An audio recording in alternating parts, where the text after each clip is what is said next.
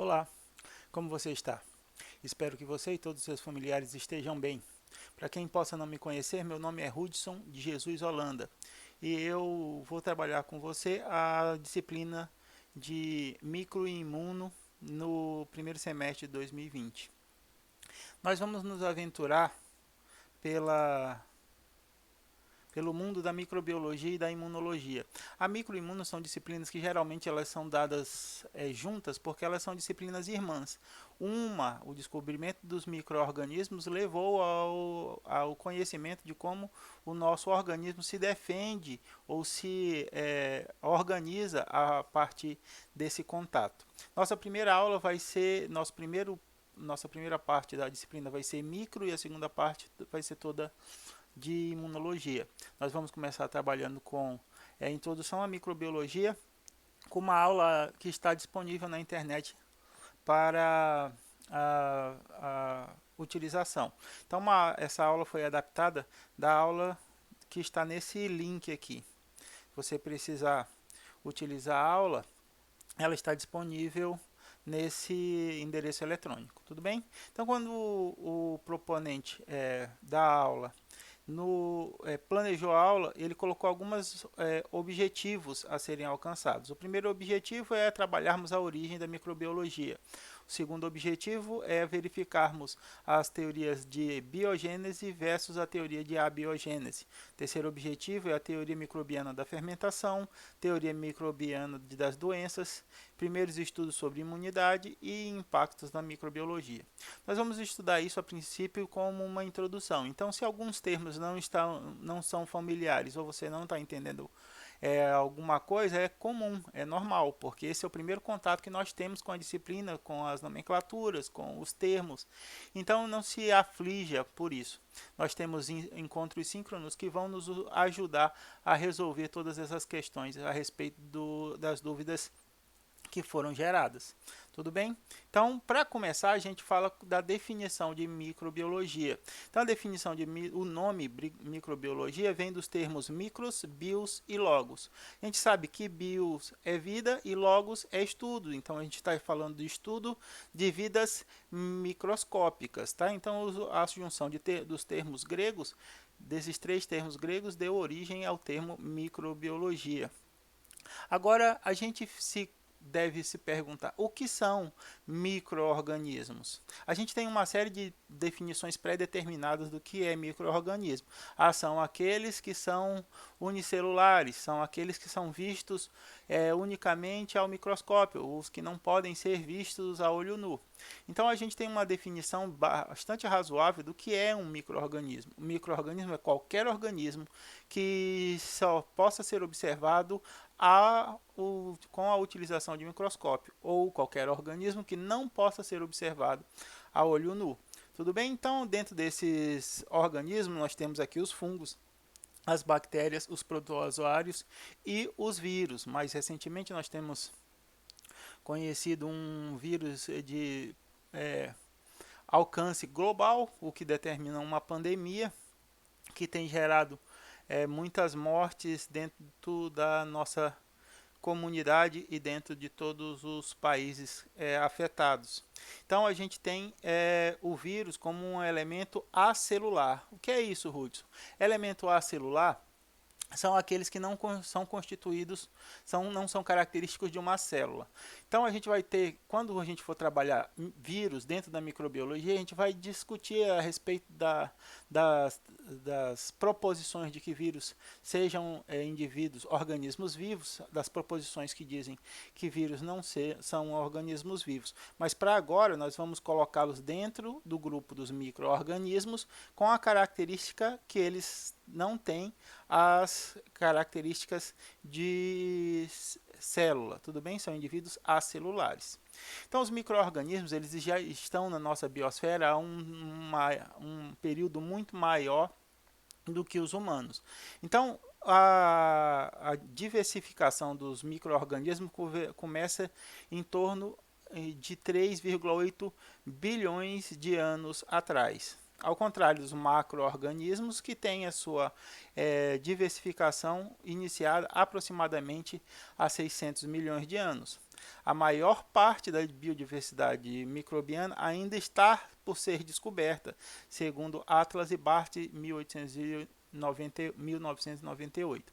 Isso é verdade.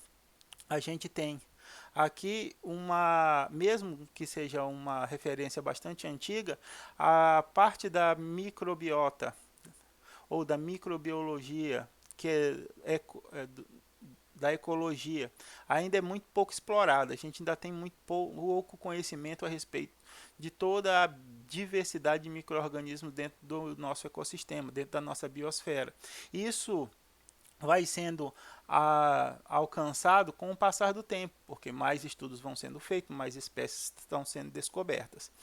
Para termos uma ideia, o tempo estimado de existência da Terra, dependendo da sua fonte, é algo entre 4 e 5 bilhões de anos. Então, as bactérias surgiram bem no início do processo de resfriamento do globo, com a aparição com 3,8 bilhões de anos, o que permitiu uma diversificação, uma variedade dessas espécies bastante grande.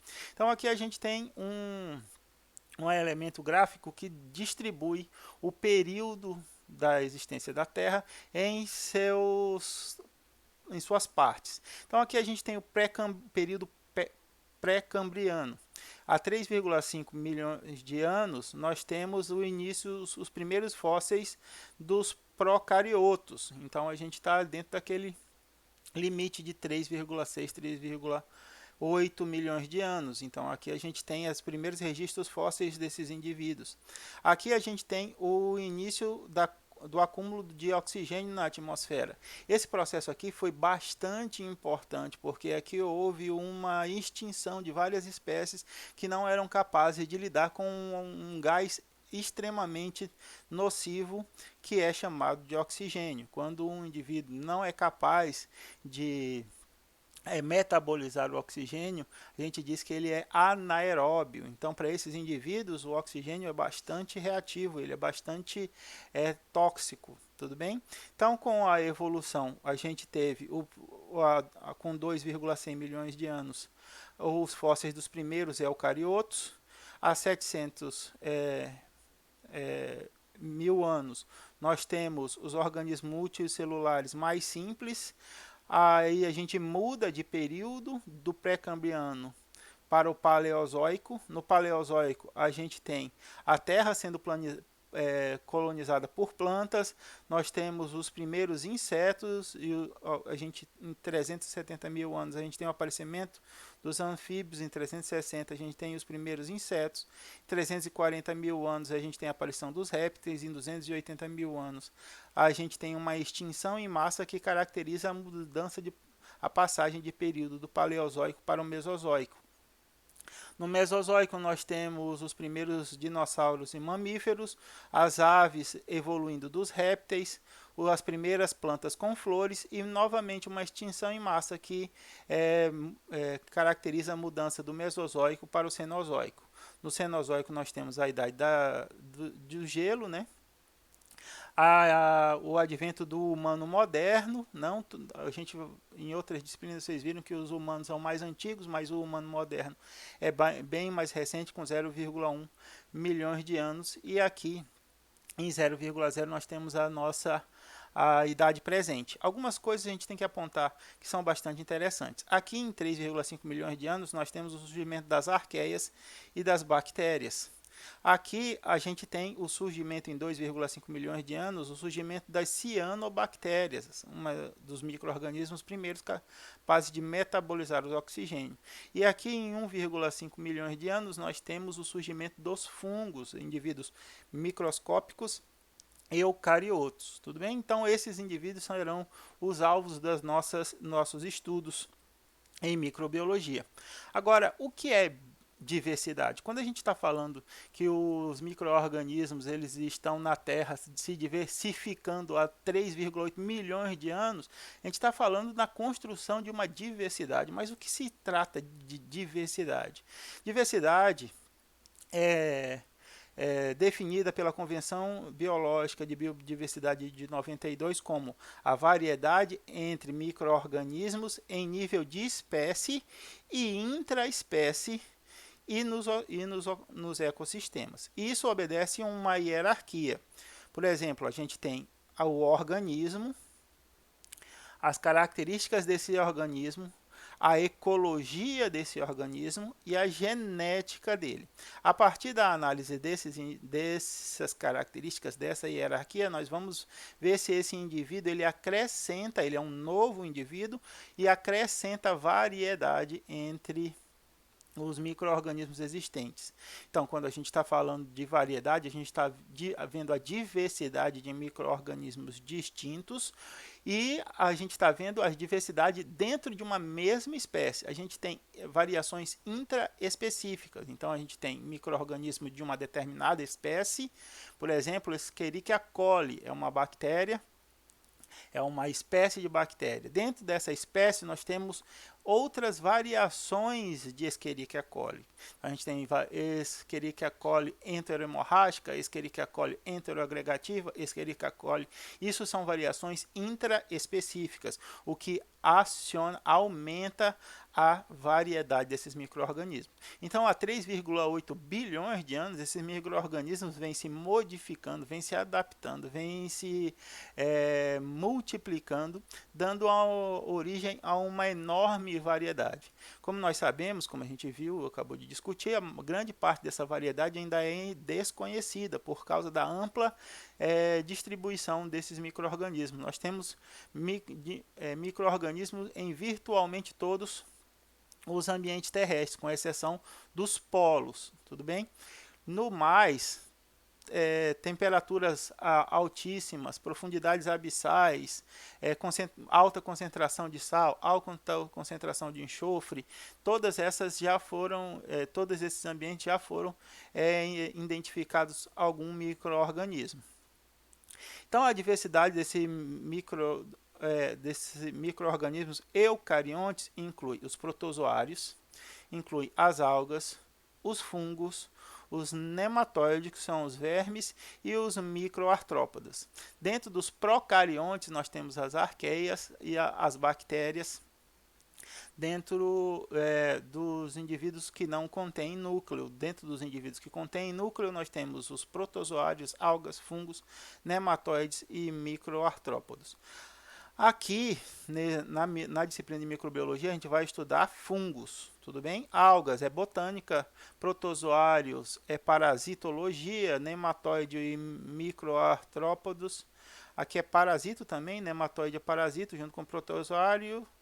E microartrópodo pode ser zoo. Acho que são essas as disciplinas relacionadas a cada um desses grupos de micro-organismos. Mas aqui, em microbiologia, nós vamos estudar, dentro do grupo dos eucariontes, os fungos. Dentro dos grupos dos procariontes, nós vamos estudar as bactérias. Além disso, nós temos uma variação, uma segmentação da microbiologia específica para estudar vírus, que se chama virologia. Nós teremos esses três alvos como elementos de estudos para o desenvolvimento da nossa disciplina. Então, para demonstrar essa diversidade, nós verificamos aqui que os protozoários têm em 95, vejam só a distância dessa data, mais ou menos 200 mil espécies catalogadas. Então, dentro dessas diferentes espécies, existem diferentes formas de interação com seres humanos, diferentes interações com seres vivos, diferentes interações com os ecossistemas e diferentes formas, dando a esse grupo uma grande diversidade. Olha as formas, que lindas formas de protozoários que podem ser encontradas. A gente tem protozoários que podem causar doenças em humanos, causar parasitoses, né? E protozoários que são inofensivos aos seres humanos. Os nematóides, a mesma coisa. Os nematóides têm um grupo de espécies ainda maior também, como data de referência 1995, com aproximadamente 400 mil espécies catalogadas.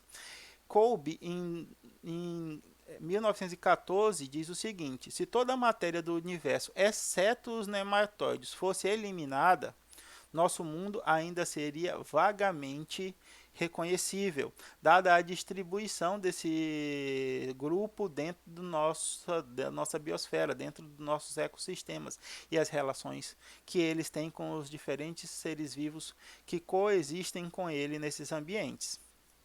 Outro elemento bastante interessante de serem observados são as algas, com também aproximadamente 400 mil espécies já identificadas. Então aqui a gente tem a observação de diferentes espécies com diferentes estruturas que desenvolvem-se a partir de diferentes interações ecológicas. Os fungos são um dos grupos com maior diversidade, com 1,5 milhões de espécies catalogadas.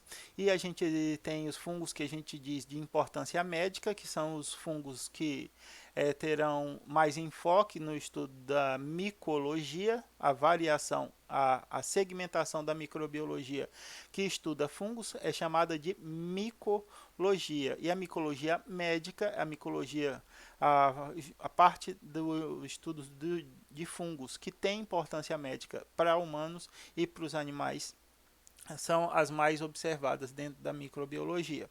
Agora, como tudo isso acontece, Hudson? Como é que a gente chegou a esse número de 1,5 milhões de fungos? Onde isso inicia? Inicia-se no século 17, final para o século 18, final 17, início de 18, com Anton van Leeuwenhoek. Esse senhor era um comerciante de tecidos holandês. E ele, muito inventivo, desenvolveu uma máquina, um acessório que permitia o aumento das coisas para que ele verificasse a qualidade da seda dos que ele comercializava. Conforme ele vai aprimorando essa ferramenta, ele começa a aumentar a capacidade de visualização do tecido, da seda, e começa a observar em algumas dos seus tecidos algumas estruturas que ele não consegue reconhecer. E aí, a partir daí, ele dedica a estudar-se essas pequenas estruturas. Então, ele começa a descrever, a partir do uso do microscópio de Leeuwenhoek, alguns seres que inicialmente ele não poderia observar. Então, Leeuwenhoek ele descreve formas de diferentes seres, e algumas vezes ele descreve também aqui, ó, de C para D, a forma de locomoção desses seres. Leeuwenhoek ele não sabia como denominar esses seres, então ele deu o nome de animalculos. Animalculos porque vem do latim animalculum, que significa animal minúsculo. Ele não sabia o que era isso, é a primeira vez que isso estava sendo identificado. Então ele dá o nome, ele relaciona a esse nome as coisas que ele já conhece, que seriam os animais. Então ele chama de animalculos porque são de diminuto tamanho, mas que, como ele vê que tem diferentes formas e alguns deles são capazes até de se locomover, ele identifica isso muito semelhante às características de um animal. Leeuwenhoek não se prende apenas ao estudo dos micro-organismos. Ele também é o primeiro a descrever as fibras musculares, ele é o primeiro a descrever os pequenos capilares, ele é o primeiro a descrever a circulação sanguínea, a partir da utilização do microscópio, da ferramenta que ele desenvolveu para o estudo de tecido, da qualidade da seda, ele verificou um novo mundo, um mundo microscópico a ser explorado. E a partir da sua curiosidade, da sua inventividade, da sua genialidade, ele se joga nesse mundo e descreve pela primeira vez uma série de elementos muito importantes hoje para nós. Outro inventivo pesquisador, outro genial cientista é o cientista chamado Louis Pasteur. Louis Pasteur ele é muito importante no desenvolvimento da microbiologia, assim como de outras várias ciências. A gente vai ver que a importância de Pasteur não se prende apenas uma área de conhecimento, ele dedica a sua vida à amplificação, à ampliação de conhecimentos em várias áreas de estudo. A primeira coisa que Pasteur tenta contribuir, que ele contribui fundamentalmente, é entre a teoria da abiogênese e a teoria da biogênese. Até meados do século XIX, a teoria da abiogênese, a geração espontânea de vida, era muito forte.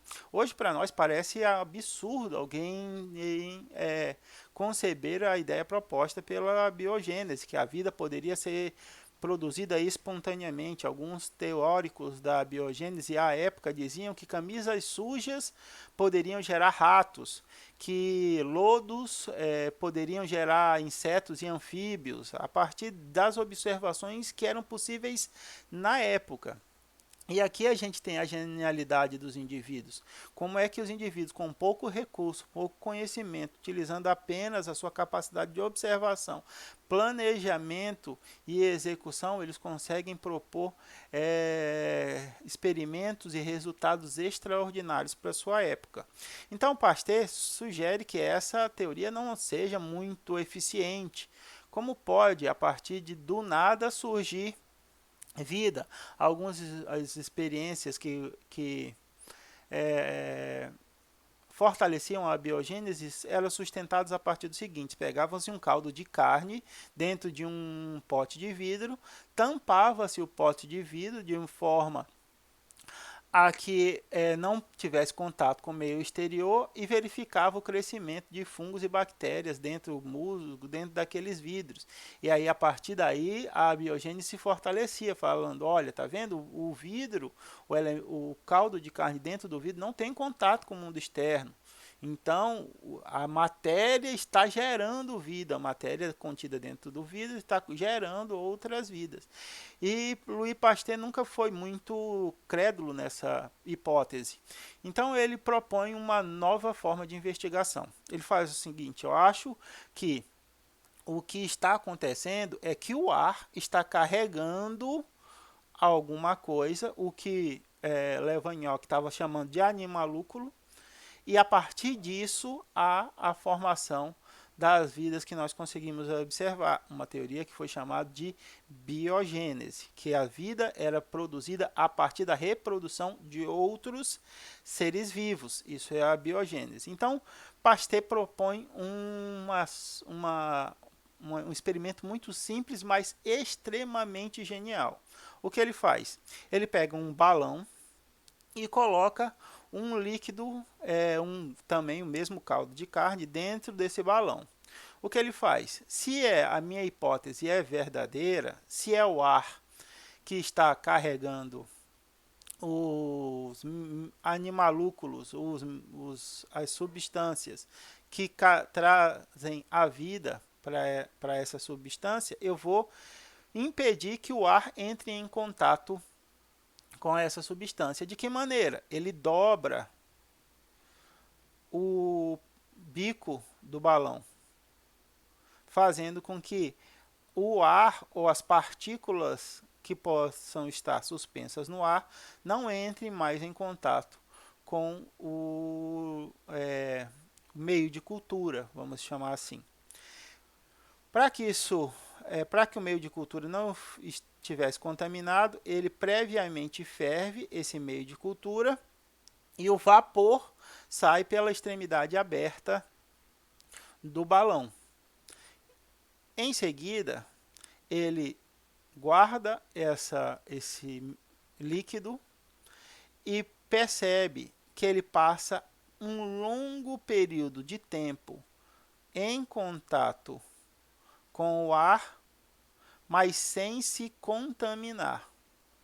Então ele mostra: olha, a partir desse experimento eu estou mostrando que a vida não nasce espontaneamente. Está aqui o caldo de carne dentro do balão Estou aqui observando ele há alguns anos e ele nunca cresceu nada.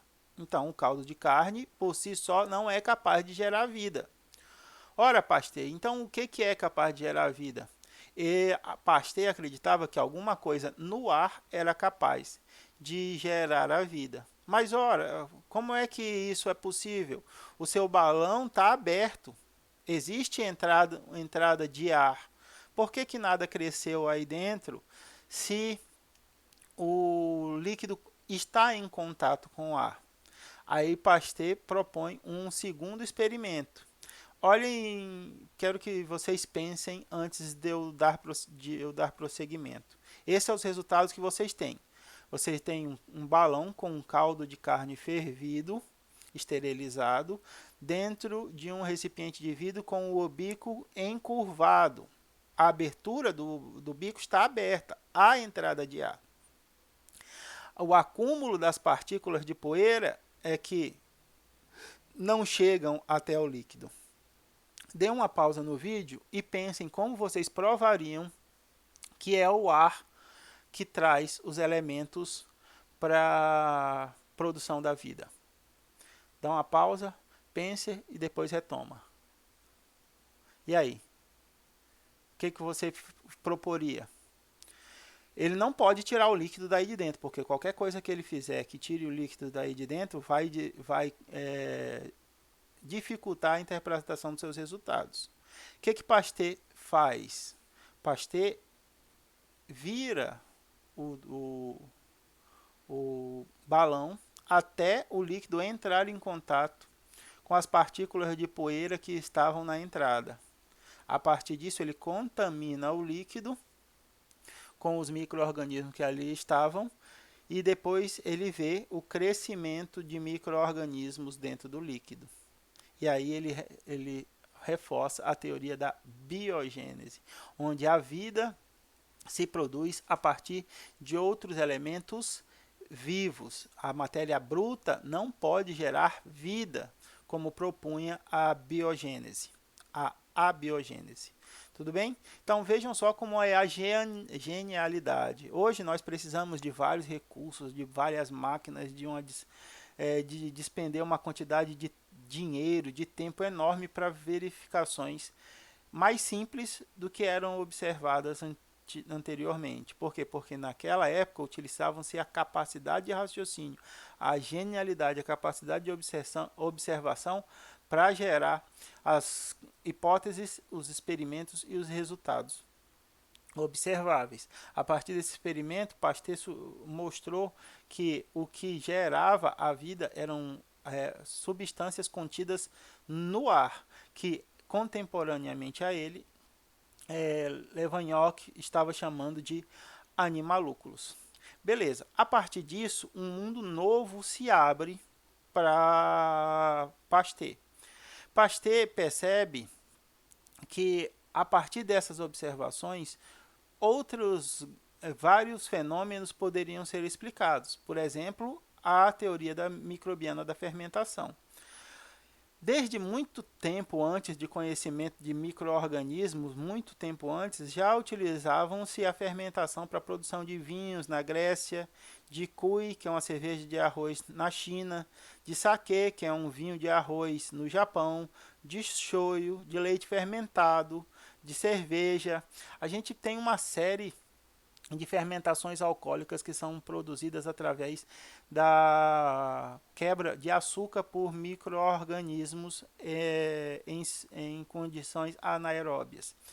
Essa observação de Pasteur fez com que ele tivesse a capacidade de perceber. Talvez quem faça esse processo de fermentação que nós já utilizamos há muito tempo sejam esses organismos que estejam no ar.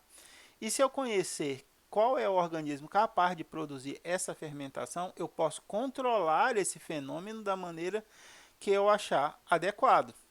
Então, Pasteur vai estudar as diferentes formas de fermentação. Hoje nós conhecemos 4 formas de fermentação. A mais conhecida é a fermentação alcoólica, onde o açúcar é quebrado e forma álcool etílico ou etanol. Isso são produzidos por leveduras na fabricação de vinhos, de cerveja. Nós temos a produção de álcool a partir de açúcar. Mas além disso, nós verificamos a fermentação lática, que produz o ácido lático. Essa fermentação é produzida por bactérias e é feita na fabricação do iogurte. Nós temos a fermentação acética, com a produção de ácido acético, também feito por bactérias, para a fabricação de vinagres a partir do vinho.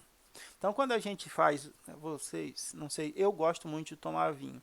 E uma das regras de quem toma vinho é, depois que você abre a garrafa, você toma ela inteira ou você guarda ela por mais 1 ou 2 dias, até tomá-la toda. Por quê? Porque a partir do momento que você tira a rosca, você quebra a vedação, ar entra com bactérias e essas bactérias vão converter o vinho, por fermentação, em vinagre. Então você estraga o vinho. Então quando você quer tomar vinho, você abre a garrafa e toma a garrafa inteira no mesmo dia ou no máximo a 24 ou 48 horas após a abertura. Tá? E sempre, depois que você abrir o vinho, sempre deixa ele gelado para diminuir o metabolismo bacteriano, diminuir a proliferação de bactérias dentro do vinho, para aumentar o tempo de vida da bebida. Então a fermentação acética ocorre a partir da fermentação produzida por bactérias a partir do vinho. E a gente tem a fermentação butírica, que é a produção de ácido butírico, também feita por bactérias. Aqui as bactérias quebram a gordura da manteiga e produzem ácido butírico e glucose como produtos finais. Então Pasteur percebeu em 1850 que ele poderia regular essa forma de produzir a fermentação. Pasteur resolve um dos problemas mais importantes da indústria francesa de vinhos, que era a conversão do vinho em vinagre, por um processo que ele chama de pasteurização. Pasteurização vem de Louis Pasteur. O que ele faz? Ele faz a fermentação do vinho, o vinho produz o álcool e a partir disso ele ferve e depois reesfria rapidamente o líquido, matando todos os micro-organismos contidos dentro daquele líquido, fazendo com que o líquido permanecesse estéril por todo o período de tempo em que ele estivesse lacrado, resolucionando um problema industrial da fabricação de vinhos francesa.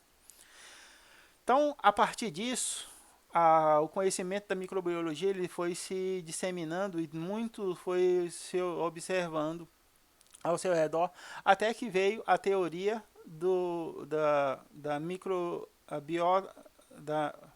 teoria microbiana das doenças.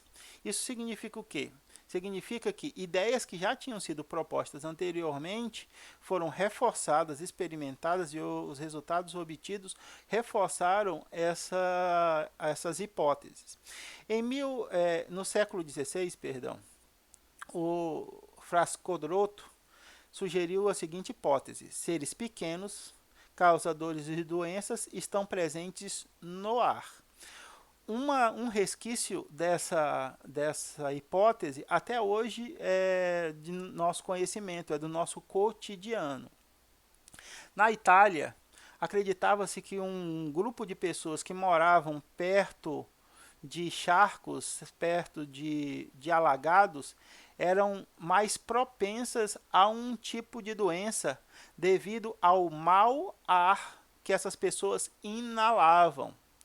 Essa doença teve um nome em italiano chamado de malaria, porque essas pessoas inalavam aqueles gases, aquele mau cheiro dos charcos, dos alagados, e se contaminavam com mais frequência. Esse malaria foi traduzido posteriormente para uma doença que a gente chama de malária. Malária.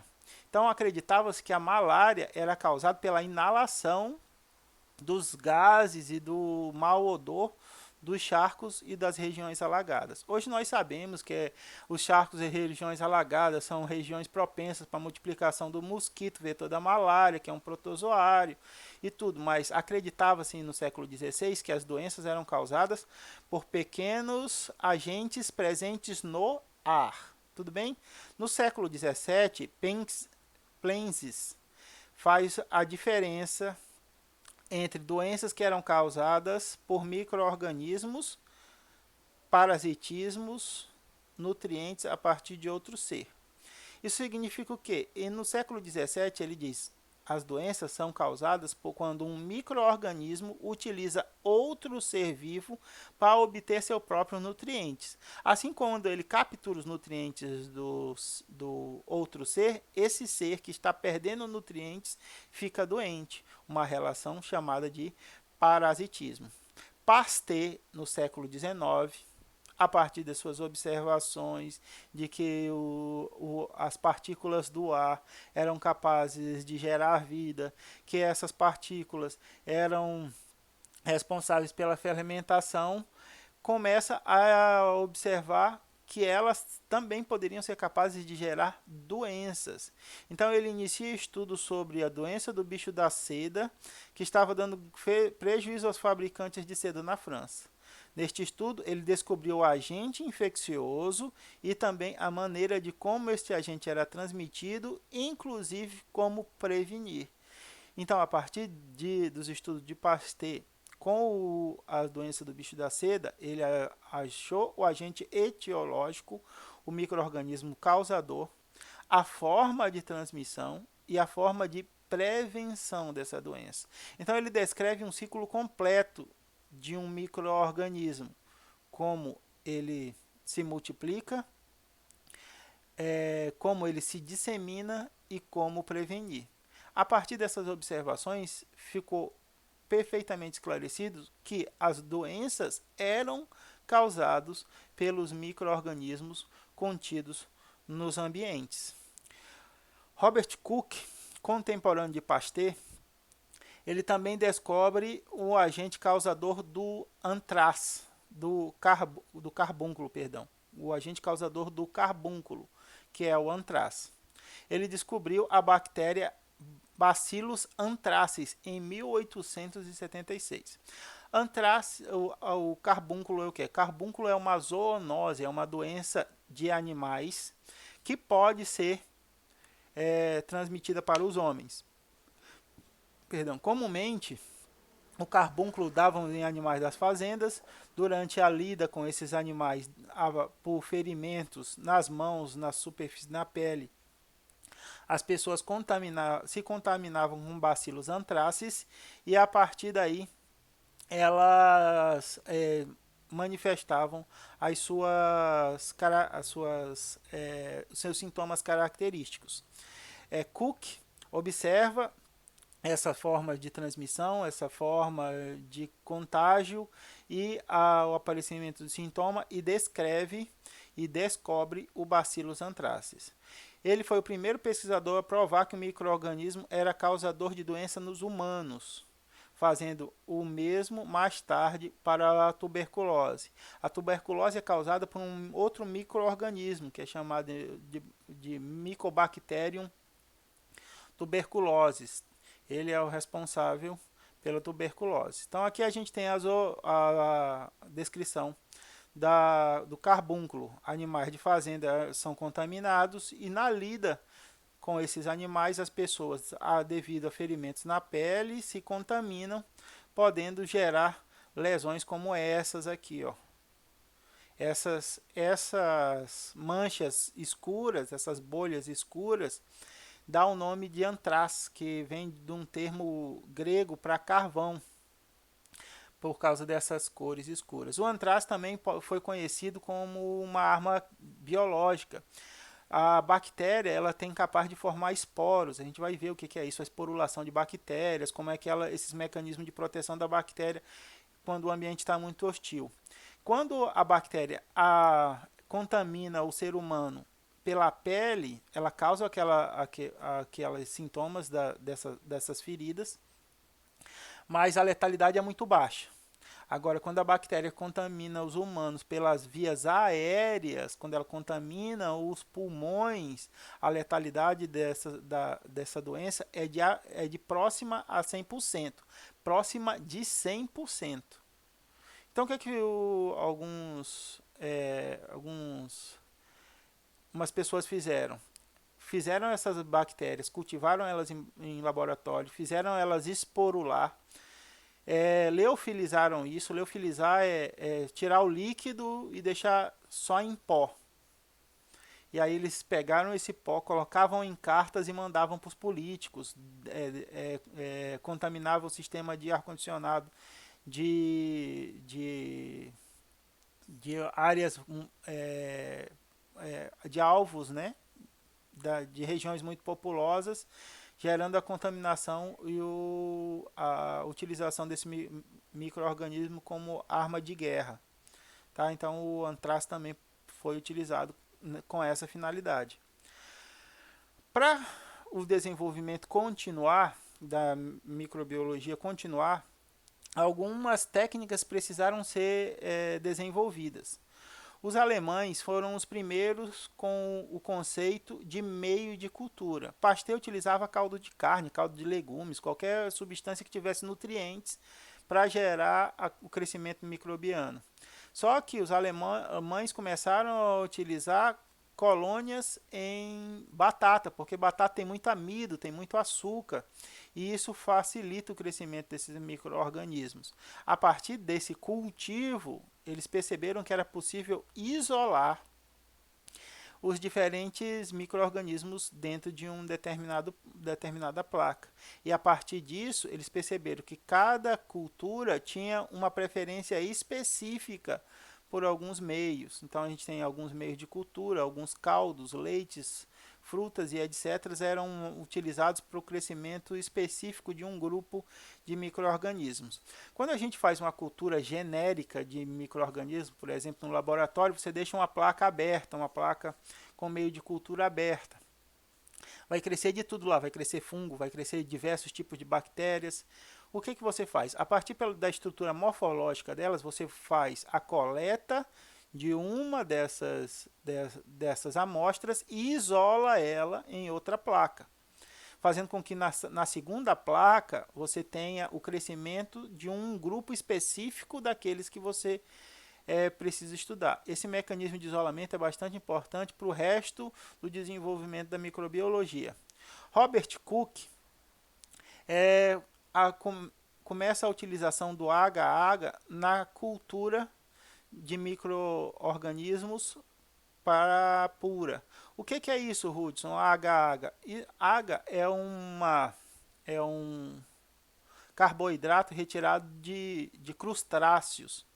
E qual é a característica dele? Ele tem a característica da gelatina. Ele é um pó. Quando você derrete esse pó em um líquido fervente, ele solubiliza, né? Ele se desfaz. E quando o líquido esfria, ele endurece. Então ele começou a misturar o agar com todos esses outros caldos que os alemães já tinham produzido. Caldo de batata, caldo de carne, caldo de frutas, caldo de legumes. E agora ele tem uma estrutura firme que tem os nutrientes, o que vai facilitar o Robert Koch a manipular essas bactérias e produzir mecanismos de isolamento e identificação desses micro-organismos. Jules Petri produz a placa de cultura, que até hoje nós chamamos de placa de Petri. É onde nós colocamos essa estrutura aqui, ó. Esse objeto aqui. Nós colocamos o meio de cultura com agar nela. O meio de cultura está quente e por isso ele está líquido, porque ele está misturado com agar. E aí quando ele resfria, o agar solidifica e todos os nutrientes dos caldos misturados com água permanecem. A partir desse meio sólido aqui dentro, nós conseguimos cultivar bactérias e fungos dentro dessa placa específica com tampa para evitar o contato com micro-organismos no ar, uma série de procedimentos que é produzido para o cultivo e isolamento de bactérias. Paul Ehrlich produz a coloração das células e o primeiro a trabalhar com a quimioterapia. Uma das ferramentas de identificação em microbiologia, principalmente quando a gente está falando de bacteriologia, é a coloração de Gram, a forma com que as diferentes bactérias são coradas por corantes específicos em relação às suas estruturas celulares. Então, se a bactéria é mais rica em uma substância, ela é corada de roxo. Se ela é menos rica em uma substância, ela é corada de rosa, e a partir dessas diferentes tonalidades, você consegue diferenciar grupos entre os micro-organismos. O primeiro a trabalhar com esse tipo de observação, de técnica de coloração de células, é Paul Ehrlich. E ele também propõe a quimioterapia, mostrando que algumas substâncias eram capazes de matar esses micro-organismos e poderiam ser utilizados como medicamentos. Joseph Lister foi o primeiro a utilizar fenol como desinfetante. O primeiro a utilizar técnicas de asepsia, mas com fenol, a fenol é muito forte. Então você pode gerar queimadura se passar ele puro sobre a pele. Então ele utilizava sobre superfícies, mas é a primeira descrição que nós verificamos para técnicas de asepsia, para limpeza de materiais ou de superfícies que seriam utilizadas para estudos da microbiologia. Postulados de Cook. Cook, como vocês viram, como nós estamos trabalhando, foi contemporâneo de Pasteur. Ele foi o primeiro a demonstrar que micro-organismos eram responsáveis por causar doenças em humanos. Agora, como ele fez isso é que nós vamos ver. Novamente, ideias muito geniais, simples e executáveis foram utilizadas. Tudo bem? Mostrando a genialidade dessa época. O que ele fez?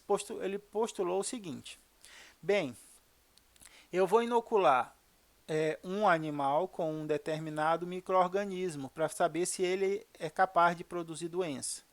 Se esse animal morrer, esse micro-organismo que eu inoculei nele é um agente patogênico, um agente capaz de produzir doença. Se esse animal permanecer saudável, esse é um micro-organismo não patogênico, que não é capaz de produzir doença.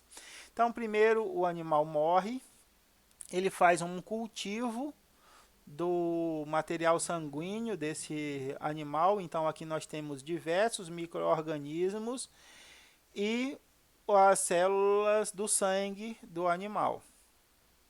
No animal saudável, o cultivo vai levar só as células do sangue. As células do sangue não se proliferam nos meios de cultura para micro-organismos. Então, a gente vai ter ausência de organismos na placa dos animais saudáveis, e dos animais mortos a gente vai ter uma contaminação. Mas essa contaminação aqui, ó, pode ser de diversos micro-organismos. Tudo bem? Eu quero saber qual desses micro-organismos é responsável pela morte daquele animal. O que eu vou fazer? O que Cook fez? Ele pegou essa placa inicial aqui e separou os diferentes tipos de micro-organismos em outras placas, fazendo um mecanismo que a gente chama de isolamento. Mas, Hudson, como é que eu vou saber que um micro-organismo é diferente de outro? Quando a gente está trabalhando com a morfologia das colônias de micro-organismos, a gente consegue identificar por características físicas. Ele é o indivíduo unicelular, não é visível a olho nu, mas quando ele trabalha em colônia, quando ele se desenvolve em colônia, a colônia é vista a olho nu. E cada colônia tem uma característica. Algumas colônias são mais arredondadas, outras colônias são menos arredondadas. Umas são mais brilhosas, outras são outras são mais opacas. Umas têm as bordas lisas, outras têm as bordas rugosas. Essas diferentes características é que vão me permitir identificar os diferentes micro-organismos dentro de uma placa de Petri. Hudson, mas não existe micro-organismos diferentes com colônias muito parecidas? Existe. Nessas circunstâncias, a gente usa um outro grupo de características para separar, não mais as morfológicas da colônia, as bioquímicas. Esse indivíduo é anaeróbio, é aeróbio, ele é capaz de produzir beta-lactamase, ele não produz beta-lactamase. Essas diferentes, ele produz gás, não produz gás, tem uma série de características bioquímicas que vão conseguir distinguir micro-organismos com colônias morfologicamente idênticas. Mas nessa época eles não trabalhavam com essas ferramentas. O que eles trabalhavam era com isolamento morfológico, as diferenças características da colônia. Então ele fazia o isolamento dessas diferentes colônias, pegava essas diferentes colônias e reaplicava nos animais. Se esse animal morresse, ele fazia novamente o isolamento do tecido sanguíneo e o isolamento, o crescimento do tecido sanguíneo, perdão, e o isolamento dos micro-organismos. Se esse micro-organismo for idêntico a um micro-organismo contido na placa inicial, é ele o responsável pela morte do animal. Conseguiram entender? Que eu vou descrever nos passos de acordo com o que ele falou. Primeiro, o organismo patogênico suspeito deve estar presente em todos os casos de doença e ausente nos animais sadios. Se o indivíduo morreu, ele deve estar presente na placa de cultura e ausente nos indivíduos sadios. Todos os indivíduos que morreram por essa doença devem ter esse micro-organismo nas suas placas. Segundo, o organismo suspeito deve ser cultivado em cultura pura. O que é cultura pura? Cultura isolada, que eu tenho certeza de que não está crescendo nada naquela placa de Petri, naquele caldo de cultura, que não seja o micro-organismo que eu desejo observar. Mas, Hudson, como é que você garante isso? Eu peguei uma placa de cultura lá com dezenas de micro-organismos. Aí você vai lá pela estrutura da colônia, você isola, você coleta e passa para outra placa. Como é que você sabe que essa segunda placa não contém daquelas dezenas de micro-organismos? Eu vou fazer isso mais de uma vez. Eu vou pegar da primeira placa, passar para a segunda. Então, dali de dezenas, eu já passei para unidades aqui.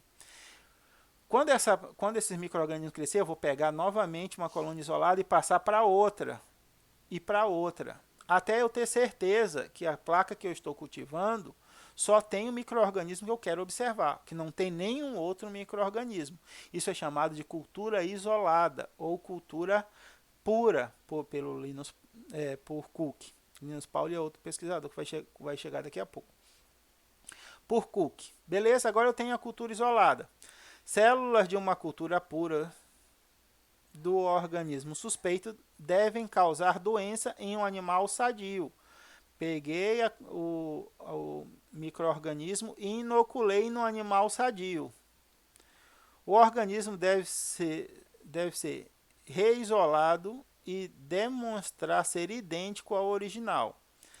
Esse animal sadio vai morrer porque ele foi inoculado com um agente patogênico. Eu vou coletar o sangue desse animal e vou obter o patógeno, o micro-organismo responsável pela doença, idêntico ao que eu inoculei no animal de experimentação. A partir disso eu mostro que é ele que é o responsável pela morte daquele camundongo, daquele animal de experimentação. A partir disso eu consigo demonstrar que ele é o responsável pelo desenvolvimento de determinada doença. Estudando esse indivíduo eu consigo descrever como ele se multiplica, como a doença é disseminada e as formas de prevenção. Cook propõe um experimento simples, perdão, experimento simples, mas genial e extremamente conclusivo para o isolamento de micro-organismos produtores de doenças. A partir disso, a gente identificou que os micro-organismos são capazes de produzir doenças em humanos. Mas se eu estou em contato com o ambiente o tempo todo e no ambiente tem micro-organismos que são capazes de produzir doenças, por que eu não estou o tempo todo doente? Essa é a primeira pergunta que faz surgir uma nova área de estudo que é chamada de imunologia. Tá? A imunologia ela tem o seu pontapé inicial com a Edward Jenner e Louis Pasteur, Louis Pasteur, novamente, mostrando que Pasteur contribui para o desenvolvimento de várias áreas da ciência. Eles vão descobrir que o nosso corpo contém um grupo de células e um grupo de proteínas capazes de neutralizar esses micro-organismos que são capazes de produzir doença no meu corpo. A doença só acontece quando essas células e essas proteínas de defesa falham nesse processo. Aí um micro-organismo começa a se multiplicar e a doença se manifesta. Esse fenômeno, o estudo desse mecanismo foi chamado de imunologia. A partir do desenvolvimento da imunologia, nós começamos o desenvolvimento da indústria de fármacos, dos antibióticos, a utilização desses conhecimentos na indústria de alimentos, no Flame e produzida por Flame, são dois pesquisadores. Flame Waxman. Eles são os principais responsáveis pela aplicação dos conhecimentos da imunologia e da microbiologia nessas áreas de conhecimento da indústria. E a virologia, que é o ramo da microbiologia que estuda os vírus, foram inicialmente trabalhadas por Will Wallach, perdão pela essa pronúncia aqui, e o Will Wallach e o Staley. Tudo bem? Então, a partir disso, nós temos o avanço de outras áreas de estudo a partir dos conhecimentos previamente estabelecidos. E Hudson, como é que se deu o encaixe desses novos seres, desses novos micro-organismos dentro da classificação dos organismos que já existia? Carl Niels, em 1707 a 1778, sugeriu a classificação dos seres vivos em dois grupos, os animais e os vegetais, e sugeriu o sistema binomial para a identificação de cada um desses indivíduos. Em 1767, a descoberta dos micro-organismos com a descoberta deles, sugeriu o seguinte: olha, como já tem a classificação dos micro-organismos, vamos fazer o seguinte: os protozoários vão para o reino animal e todos os outros micro-organismos vão para o reino vegetal. Até que Haeckel sugere um terceiro reino. Fala, ó, pessoal, não tem como agrupar esses micro-organismos aqui no reino vegetal. Esses protozoários aqui também não tem como estar no reino animal. Vamos fazer o seguinte, vamos produzir um novo reino.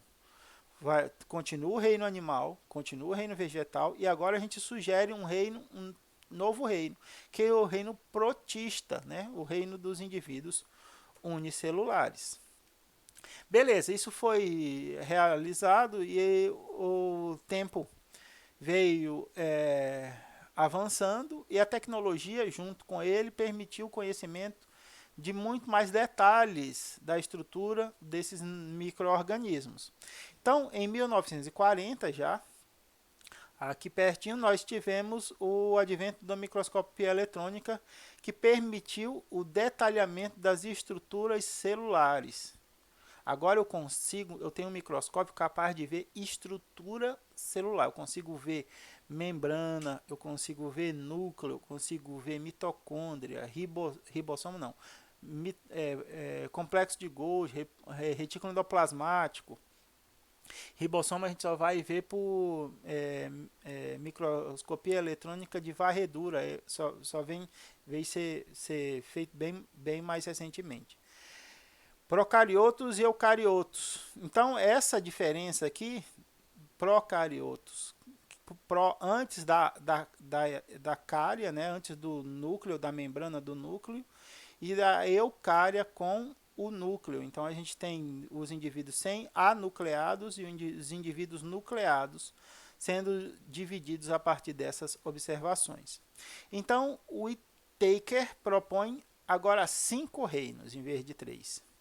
Reino Animalia, Reino Plantae, Reino Fungi, Protista e Monera. É o que nós conhecemos hoje em dia. Essa proposição é de 1969, bem recente. Diferentes indivíduos, os diferentes grupos, de acordo com as suas estruturas e características. Agora, quais são as características que são observadas para a classificação entre 5 reinos, Hudson? A primeira estrutura é o tipo de célula, se é procarionte ou eucarionte. Segundo, a organização celular, se é unicelular ou se é pluricelular.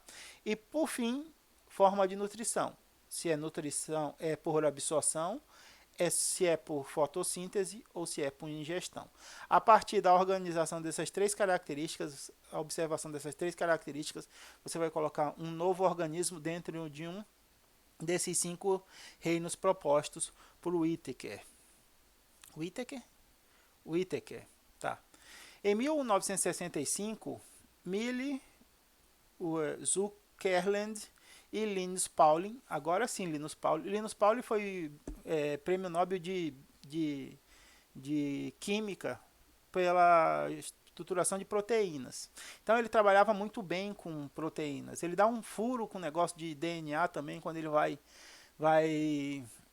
tentar elucidar a estrutura do DNA, que ele fala que a estrutura do DNA é uma tripla hélice, aí depois o Watson e Crick demonstram, através do trabalho da Rosalind Franklin, que é uma dupla hélice. Mas Linus Pauling também é outro exemplo de pesquisador genial que contribui com diferentes áreas do desenvolvimento do conhecimento. Então ambos sugerem que a observação das diferenças e semelhanças nos blocos de genes e de proteínas de um indivíduo pode ser importante para a separação ou para a classificação desses indivíduos. Hoje a gente tem essa identificação genética, né? Identificação fenotípica, que é a identificação das características visíveis, e a identificação genotípica, que é a semelhança genética entre os indivíduos. Então, quando a gente estava estudando agora o coronavírus, a gente fez o sequenciamento do vírus e fez a genotipagem do vírus, o tipo do vírus relacionado com a sequência dos genes do seu material genético, que no caso do corona é RNA. Então, quando a gente ouve falar uma nova variante de coronavírus surgiu, é porque houve uma modificação no material genético do vírus. Ele ainda é coronavírus, e aí só que como o material dele genético houve uma modificação, a gente chama isso de um novo genótipo, um genotipo, né? Uma forma diferente. Então isso leva a essas diferentes nomenclaturas. Essa forma de classificação e observação foi proposta em 1965 por Emily Zuckerkand e por Linus Pauling. Em 1960 a 1970 houve sequenciamento de proteínas, as cianobactérias como um grupo separado. Então eu ainda cheguei a estudar cianobactérias como algas ainda. Elas ninguém sabia se era bactéria, se não era bactéria, se era alga, se não era alga. Mas o livro de botânica que eu estudei ainda tinha cianobactérias como uma espécie de alga. E a partir do sequenciamento das suas proteínas, do seu DNA, esse grupo foi separado, e agora a gente tem cianobactérias como um grupo independente. Tá? Outro estudo bastante importante que é responsável pela identificação genética e pela filogenética, pelo desenvolvimento genealógico a partir da sequência de genes, é o estudo proposto por Cole-Orsi, que estuda o gene da subunidade 16S e 18S do RNA ribossômico. A gente lembra lá que o ribossomo tem a parte maior e tem a parte menor lá da biologia celular, da biologia molecular. Ele é formado por duas partes. Uma parte tem uma sequência que é chamada de sequência 16S e outra parte tem uma outra sequência de RNA que é chamada de 18S. Essas subunidades de RNA, elas são muito conservadas e pequenas modificações nelas permitem você fazer uma retrospectiva daquele ser vivo. Então eu olho a região 16S e 18S e comparo com a mais semelhante e vejo como essas modificações elas vêm se sucedendo de frente para trás. Eu pego um indivíduo mais simples e vou voltando no tempo até o indivíduo mais distante, gerando ferramentas para uma análise que nós chamamos de filogenética. Tá? Isso permite, atualmente, corrobora ou fortalece estudos de evolução. Meu Deus, está quase dando uma hora. Então, aqui, a partir do estudo de evolução e estudo filogenético, nós temos árvores da vida, as árvores filogenéticas, a confirmação das ideias já aceitas, que procariontes são organismos diferentes estruturalmente, biologicamente e molecularmente dos eucariontes. Procariontes e eucariontes são diferentes. E a supressão ou a surpresa ou a revelação de 3 domínios. Quais são os domínios? Primeiro nós temos o ancestral comum de todas as espécies, depois a gente tem o indivíduo do eucária, bactéria e arqueia. Esses são os 3 domínios. O humano está aqui no domínio eucária, está aqui o homo no domínio eucária. Então a gente tem o domínio arqueia, que são esses diferentes ramos com esses diferentes grupos de micro-organismos muito resistentes, muito primitivos. E aqui a gente tem um grupo especial entre eles, que são hipertermófilos, micro-organismos capazes de sobreviver em regiões muito quentes, com temperaturas muito elevadas. Aqui nós temos o domínio das bactérias, então a gente vai ver algumas delas aqui, a gente vai ver as espiroquetas, vai ver bactéria gram-positiva, vai ver bactérias gram-negativas, vai ver os cocos, a gente vai adentrar dentro desse domínio das bactérias. E o domínio da eucária, com os dois indivíduos mais primitivos, ainda desprovidos de mitocôndria. Todos os outros ramos já contém mitocôndria. Aqui a gente tem uma estrutura, uma tabela de separação entre as células, mas acho que a gente vai, como tem muitos termos que são pouco conhecidos e devido eu já ter estourado uma hora de vídeo, eu vou deixar para trabalhar isso mais tarde. Tá, então, quero falar com vocês, para finalizar, o impacto dos micro-organismos nas atividades dos seres humanos. Primeiro, até 1900, as principais causas de morte no mundo eram doenças parasitárias, doenças causadas por micro-organismos. Aqui a gente tem um gráfico até 1900, total de mortes por 100 mil, população de 100 mil habitantes. O primeiro causa de mortes era a pneumonia devido à influenza, o vírus da influenza. Depois a gente tem tuberculose e gastroenterites. Gastroenterites são as diarreias, tudo bem? Então, isso por quê? Porque a gente mal conhecia a relação parasita-hospedeiro, como é que esses micro-organismos prejudicavam a saúde dos humanos, muito menos sabiam como prevenir e como remediar, como produzir a saúde a partir da utilização de medicamentos, até 1900. Agora, em 2000, percebam que modificam-se essas características. Doenças do coração, câncer, stroke, derrame. E aí, então, a primeira doença que nós vemos aqui, ó, é a pneumonia pelo vírus da influenza, que está em 1, 2, 3, 4, 5, está na sexta posição.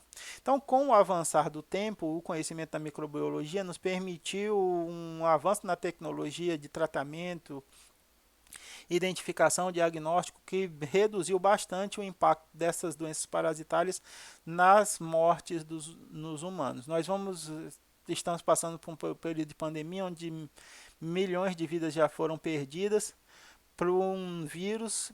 Por quê? Porque ele recentemente ele pulou de uma espécie para outra, nossa imunidade ainda é, não está adaptada ao contato com esse micro-organismo novo, e todo o conhecimento que está sendo produzido ainda é inicial para o entendimento da relação fisiopatológica dessa contaminação, dessa doença. Mas com os estudos que foram realizados no último ano, nós já temos a identificação do vírus, o seu sequenciamento, as principais formas de invasão celular e dezenas de vacinas sendo submetidas aos últimos estágios e algumas delas já sendo utilizadas na produção. A última pandemia com essas proporções foi a peste negra, que levou milhares, estima-se que 30% da população mundial morreu. Muitos anos foram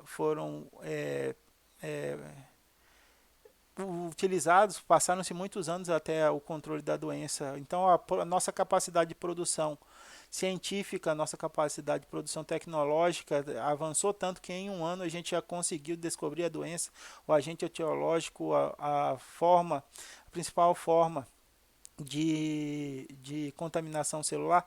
Existem detalhes do mecanismo de invasão e proliferação viral no organismo, como é que ele produz algumas características que nós ainda temos que entender, mas as características gerais que nos permitem o conhecimento geral e a produção de vacinas já foram construídas nesse último período. E onde é que a gente encontra esses micro-organismos, Rudes? Principalmente os procariotos. Nós encontramos em todos os lugares, principalmente em nós mesmos. Nós convivemos com eles. Para vocês terem uma ideia, nosso corpo contém mais células bacterianas do que células humanas. No corpo humano, estima-se que nós temos 10 a 13ª potência de células. E nele, convivendo conosco, existem 10 a 14ª potência de bactérias convivendo conosco.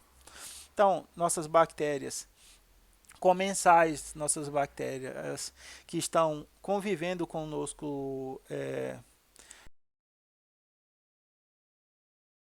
cotidianamente nomeadas de forma inadequada. Isso por causa da não necessidade da utilização precisa do termo.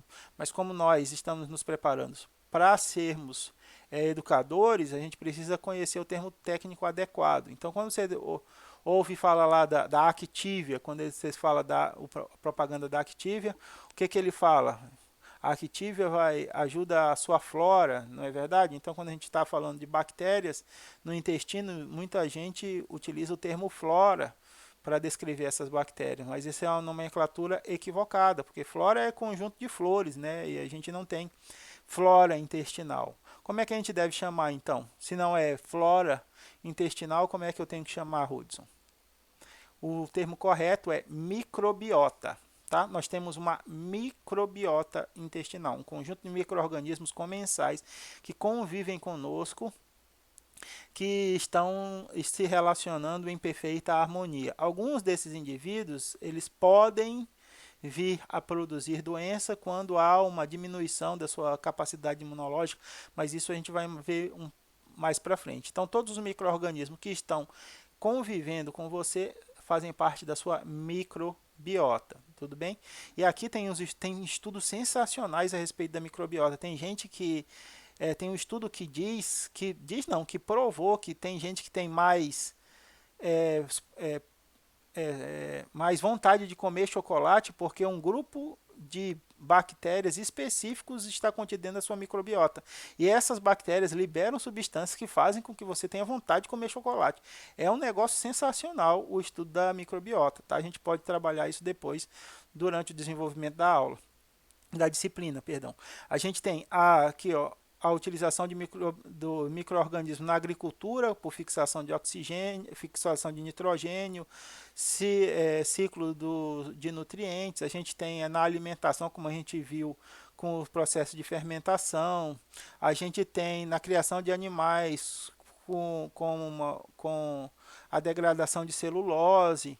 Quem faz a degradação da celulose, do açúcar, celulose, é um grupo de bactérias contido na microbiota dos animais ruminantes. Nós temos a aplicação da microbiologia em pesquisa, identificação de novas doenças, tratamento, cura e prevenção. Nós temos produção de energia e meio ambiente, produção de biocombustível a partir da fermentação do milho, formando etanol, biorremediação de óleo derramado, utilizando bactérias para comer óleo, que comem óleo, poluentes orgânicos, mineralização microbiana. A biotecnologia também é uma ferramenta muito importante, principalmente hoje em dia, com todas essas discussões a respeito do coronavírus, organismos geneticamente modificados, produção de produtos farmacêuticos, terapia gênica para certas doenças, uma série de possibilidades envolvendo conhecimentos oriundos da microbiologia e da imunologia. Então a gente tem aqui como último slide a microbiologia como uma carreira. A gente tem a área farmacêutica, a biotecnologia de produtos e processos, na medicina, na química, na indústria alimentícia, em saúde pública, laboratórios de pesquisas e universidades. Tudo isso são áreas de trabalho para quem tem um currículo que trabalha com microbiologia. Eu trabalhei com microbiologia em um laboratório de microbiologia, trabalhei com genética de micro-organismos e fiz doutorado e pós-doutorado em biologia molecular, utilizando micro-organismos para a produção de proteínas recombinantes. Quando eu tiver mais tempo, a gente pode conversar a respeito disso. Tudo bem, pessoal? Muito obrigado pelo primeiro contato. Fiquem bem, se cuidem, cuidem das pessoas que vocês amam, para que a gente possa passar por isso, por essa fase difícil. Tudo bem? A gente tem a nossa aula assíncrona para tirar dúvidas e debater essa aula, e a partir da aula assíncrona eu libero a segunda aula de microbiologia. Novamente, muito obrigado pela atenção. Fiquem todos muito bem e até a próxima.